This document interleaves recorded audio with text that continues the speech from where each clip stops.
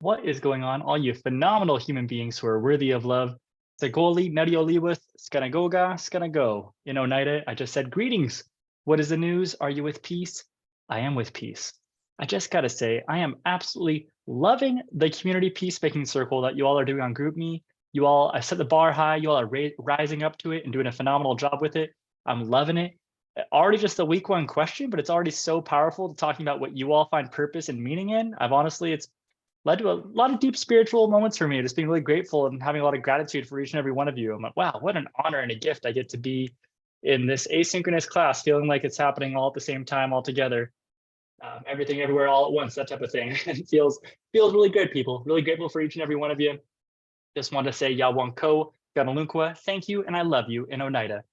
People, it is phenomenal. So I just want to say each and every one of you by name as well here too. So happy to have you, Sam, Jesus, Mary, Lucas, Nick, Giselle, Veronica, Jess, Zitlali, Michelle, Mingilia, Lita, Diana, Skippy, Anna, Stephen, Tatum, Kiki, Ruby, Cassandra, Julian, Jelly, Demetrius, Macy, Jane, Adrian, Olivia, Savannah, Abby, Vivian, and Nat. Love it. And I just want to say, I'm not sure if anyone else noticed here, but we have someone with the nickname Skippy and Jelly in here. So it's like peanut butter and jelly. It's just supposed to happen. Like Professor Professor Georgiana Sanchez would say, are you supposed to be here? Of course you are, because you're here. So of course you're supposed to be here because you're here. Grateful for each and every one of you. Hope you like the different background. We just got some new bookcases at my house. I'm pretty stoked. I know my wife is really stoked as well. A little more organization. So anyways, people, let's hop into it. We're talking about American Indian philosophy. It is week 2, count them 2. We are here, we are together, and we say in Oneida, let's put our minds together. So be it in our minds. Invitation, not an obligation, but you are a human being who is worthy of love. And I do encourage you all semester to breathe like you love yourself, move like you love yourself, and think like you love yourself, as you are worthy of love and you are love. Sit up nice and tall. Want you taking the deepest breath of love that you've taken all day, breathing in some love. Exhale some love. Wow, feeling good. Good vibes, people. Good to have you all here. So it's week 2. Hope you like the fancy slides. Here we go. Starting off with a quote here from Chief Oren Lyons, who is the faith keeper of the Onondaga. Here's a picture with me and him together in 2017. He is still alive, still with us, and a phenomenal person. I've been to their house before. A number of times I've had the chance to meet and learn from Chief Oren Lyons, look up to him as a mentor, an incredible human being. So he has addressed the United Nations. He spoke at Muhammad Ali's funeral and was one of the only people to receive a standing ovation after his eulogy for Muhammad Ali. And let's just read his words here. So Chief Oren Lyons says, the 7th generation is about vision. It is about leadership looking ahead. It is about responsibility. 7th generation reminds you that you have responsibility to generations that are coming, and that you are indeed in charge of life as it is in the moment. Every generation has its time, and every generation has its leaders, and every generation has its heroes, and every generation has all of that. And when that generation passes, the next generation will have the same. They will also have their leaders. They will also have their heroes. They will also have their problems. And they will also have the continuing responsibility to look on to the next 7 generations. Because people talk about their rights, but they never talk about their responsibility. And leadership has got to have that above all. They have got to have vision. They have got to have compassion for the future. They have got to make that decision for the 7th generation. That is not just a casual term. That is a real instruction for survival. Well, as you've seen from the readings from Basic Call to Consciousness, as you've been reading from week 1, and now you'll be reading for week 2 as well too, a lot of these notions of Chief Oren Lyons and his philosophy, and also in the book from Basic Call to Consciousness as well too. So a lot of these philosophies of the Haudenosaunee being, to my understanding, the longest running democracy in the world since 1142, which we'll talk more about that in a second. And he talks about this here with the peacemaker in Hiawatha. So if you want to know more about that story, here's a YouTube playlist. It's the Haudenosaunee Formation and Influence on USA. I'll put a link to that in the description of this video as well too. but a number of videos here. So let me tell you a story about this. So in 1142, there were 5 warring nations. This is the Mohawk, Oneida, Onondaga, Cayuga, and Seneca. And at this point, they are at war with one another. They are in there's these actions what are called mourning wars, mourning, when they're mourning. So the idea is if someone comes to your tribe and was to kill someone, a relative, someone within your tribe, it would be your responsibility to go and kill someone else from their tribe. So you can imagine how this goes. It's just an ongoing conflict. This notion of an eye for an eye makes the world go blind. It's just like, this is what's going on, right? It's just a continued persecution. So one of these people is a person named Hiawatha, and they hear that the Mohawk people have in the East that they have this system of peace, and they're like they really want to explore that. And there's this person named Tadadaho who was a leader for the Onondaga, which is the same tribe as Hiawatha. And Tadadaho is described as an evil sorcerer with snakes in his hair, and that he thrived on power and was just very evil and just wanted to control other people, and not in a good way, through abuse and by any means necessary.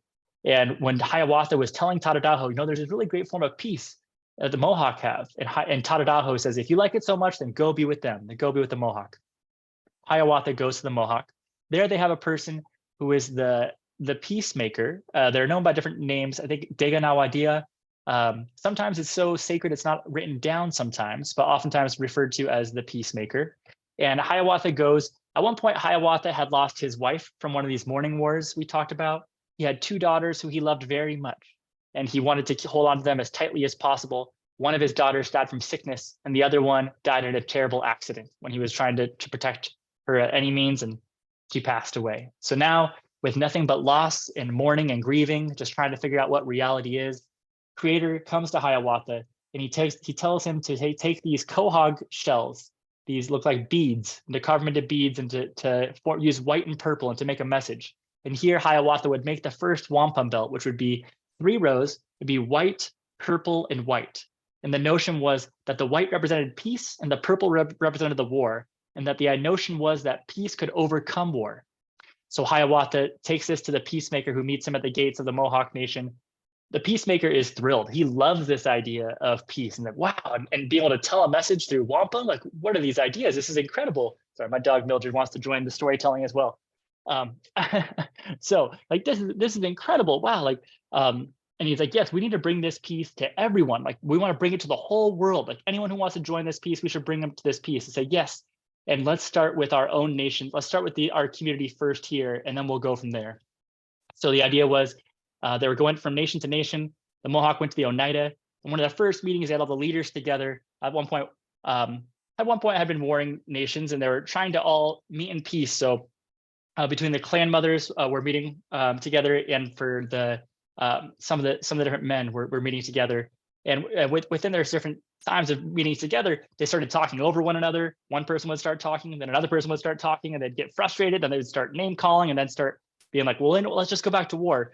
So the peacemaker and Hiawatha, they let them know, no, actually, you're not going to do that. We're going to go in a circle, and we're going to take turns one at a time listening to each other, and then everyone will get a chance to share. Everyone will get a chance to listen. So there's a lot of restorative justice, talking circles. This is an example of the Haudenosaunee practicing this for a long time, about a millennia. So as they're doing these circles, they start to gain peace. They eventually come together. They get back to Onondaga, where there's Tadadaho. Tadadaho wants nothing to do with their peace plans. He's not having it. So then they go to the Cayuga, who joins them as well. And they were pretty nervous about the Seneca, because while the Onondaga had been in many battles, the Seneca had been in many battles as well too. So they go to the Seneca, but there was a key person of the story as well too, and her name is Jagonsase. And Jagonsase has been known as what's called the Mother of Nations, as she had this longhouse. As for the Haudenosaunee, it translates to the people of the longhouse.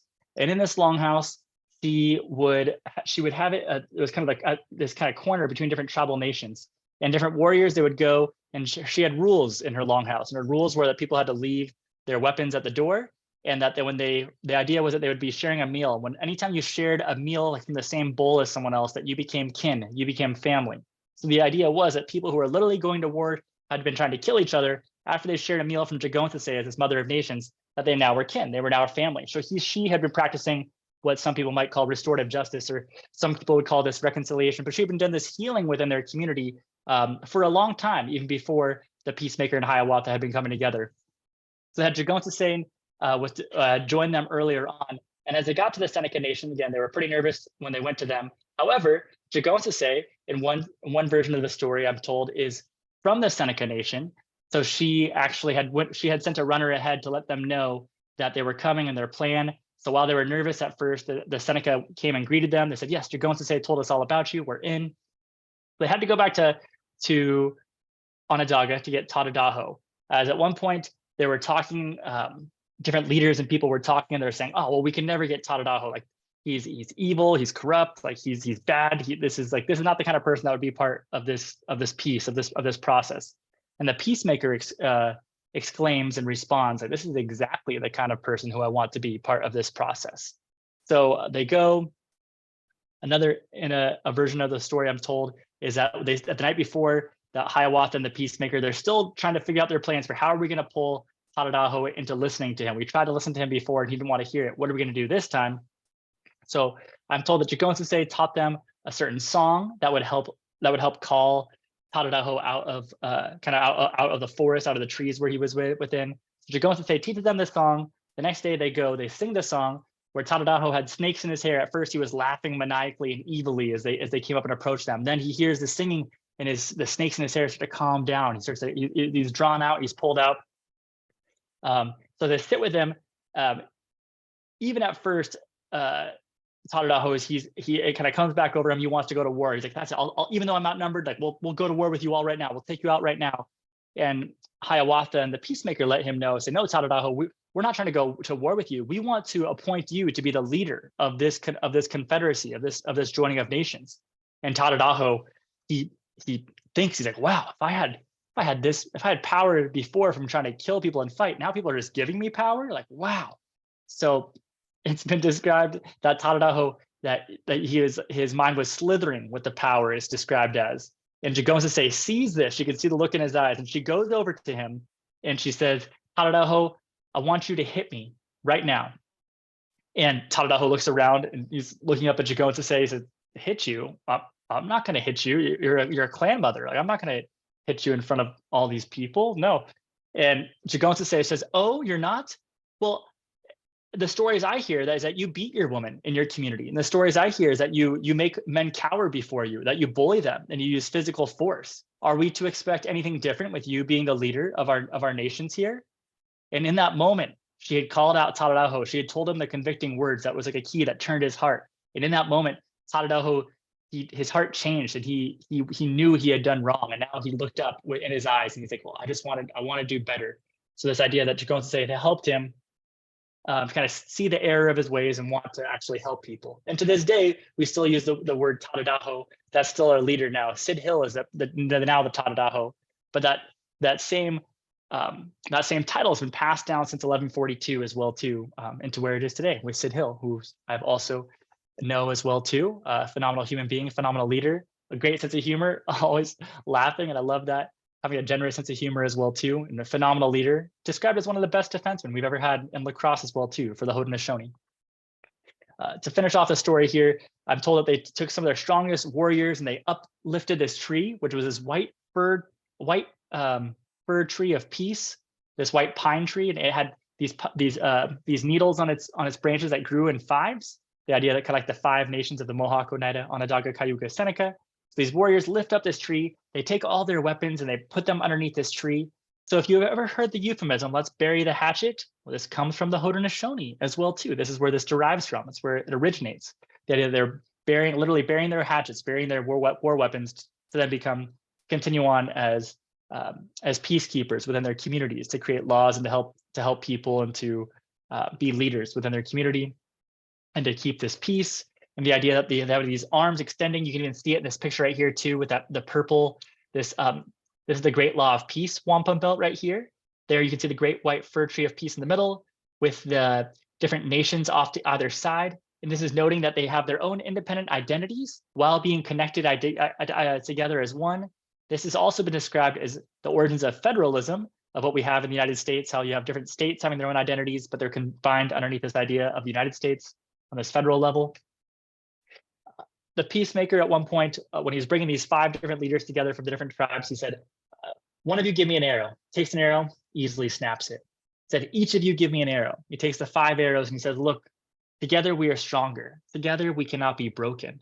And if you ever see a $1 bill, and you look on that $1 bill, you might see something of an eagle holding up 13 arrows. And if you see the 13 arrows, that also derives from the Haudenosaunee as well too. So that is the notion of the 13 original colonies that they had been told by Haudenosaunee leaders who they invited to the Second Constitutional Convention. They said, wow, like the Haudenosaunee leaders let them know the colonists, originally just 13 colonies. They said, you know, if you all came together as one, you'd be a lot stronger to come back from the salutary neglect from Britain over there that you all are complaining about. And this idea, that's what inspired them as well too, to form as a nation. So that's noted in House Concurrent Resolution 331, 1988. We're talking American Indian philosophy here. We're talking about beliefs and worldviews, and this is still to this day. This is still carried on in this longhouse, which I've been to in Onondaga with our fire keepers. It would be later on that the Tuscarora Nation would join.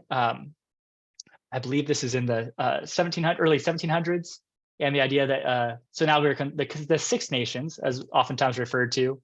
Haudenosaunee we describe ourselves as, oftentimes described as Iroquois, which is the French word, which was a derivative from a Huron word, which was a Huron, which was like the tribes, which was like the trading rivals with the Haudenosaunee.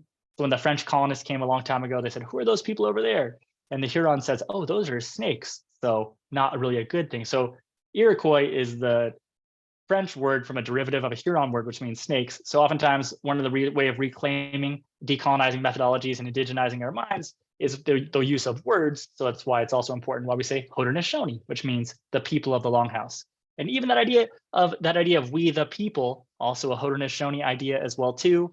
This idea of let me sleep on it. If you ever hear that euphemism, that word phrase also derives from the Haudenosaunee for different decisions that are made by the sachems, which are the chiefs. That the idea of when you're making a decision that you would sleep on it. And all of the different sachems, which are our chiefs from the different tribal nations, are all appointed by clan mothers. And these clan mothers is what our Supreme Court is based off of as well too.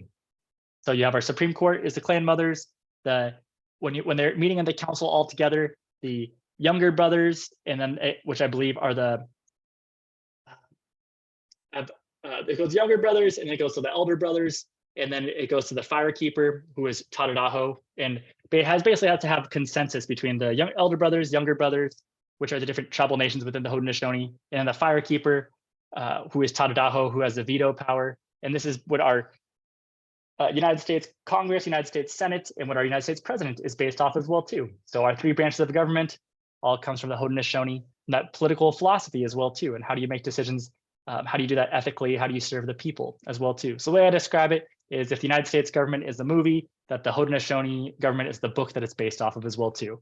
So you'll see this for the wampum belt described as the first draft of the Constitution, and this is certainly, yeah, this is 1142 goes to, so it has a lot of history. If you grew up in the state of New York, you would have learned this as part of your state curriculum, the Haudenosaunee influence on the United States. California, we need to adapt it. We need to add, as do many other states, and on a federal level, I would argue. One of the passages from the book here that we're looking at, Basic Call to Consciousness, it's looking at the solidarity of other peoples that have joined the Haudenosaunee as well too. So this passage here, over the years, many peoples of the world have come into alliances with the movement for the recognition of Native nations. Spiritual peoples, in particular, have no difficulty understanding the quest for peace and the wish to respect all beings in the sacred web of life. So they've had different Buddhist practitioners, different Hindu practitioners, and to come and support these people as well too. And I love that. And part of this class it talks about as being a comparative analysis to some other thoughts and religions as well too, some compare and contrast, overlap in different things. So I love that idea of that meditation and that solidarity with different Buddhist and Hindu practitioners. And in this video in particular, it's talking about the story from Krishna Das on Neem Karoli Baba. And they're asking this Hindu spiritual leader, they're asking this Neem Karoli Baba, they're saying, how do you meditate? And he says to meditate like Jesus. And they said, well, how did Jesus meditate? And he paused and he was silent for about a minute. And then he responded, he said, he got lost in love. I love that, getting lost in love as well too. I know for our Oneida, we have this idea of being a good mind, a good heart, and a strong fire. So a good mind is having a generous sense of, is being at peace and having a generous sense of humor. A good heart is this idea of having a love for yourself, love for your family, love for your community, love for your world.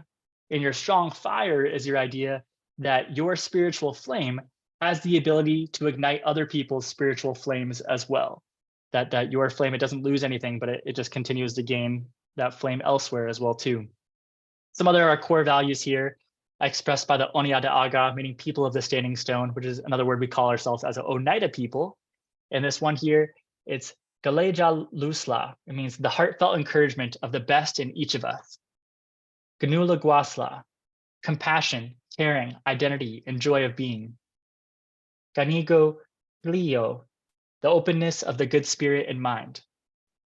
Gestats Tisla, the strength of belief and vision as a people. Gali Wiyo, the use of the good words about ourselves, our nation, and our future. Dwawa Jili, all of us are family. Yugwa Jiste, our fire, our spirit within each one of us. So I love that idea as well too.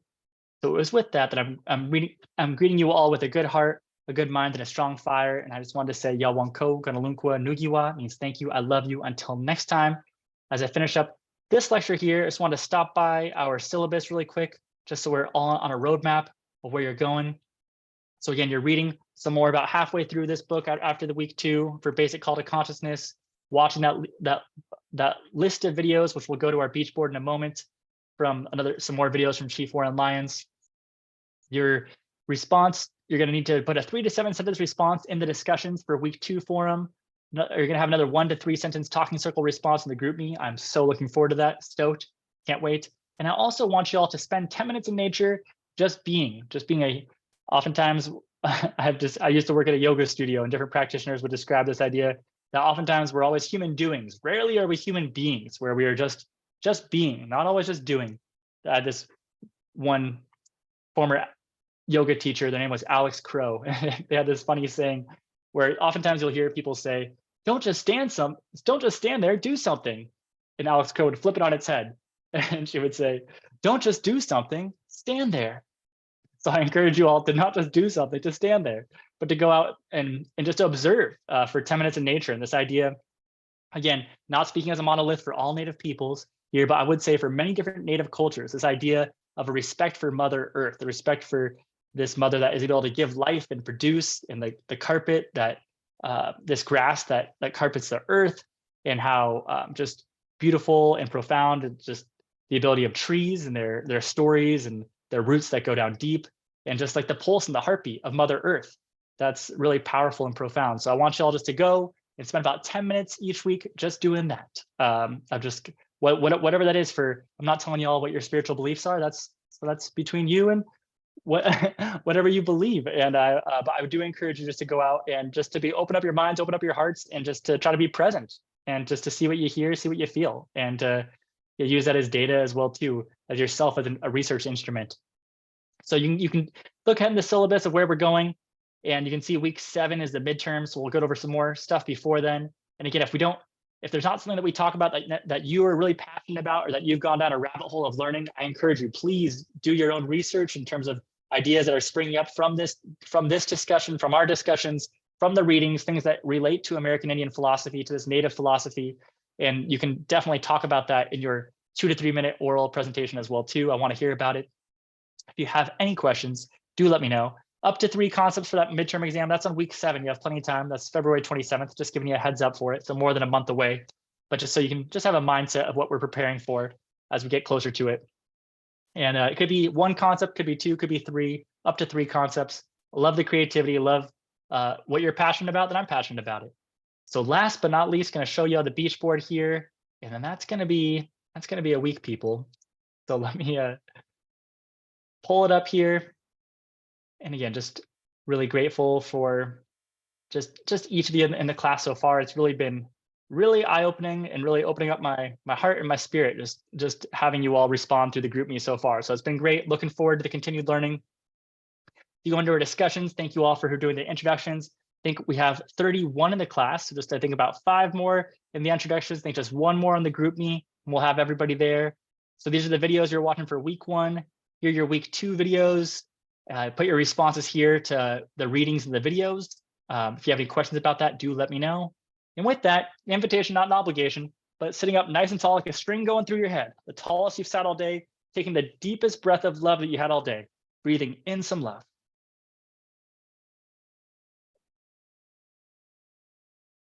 Exhale some love.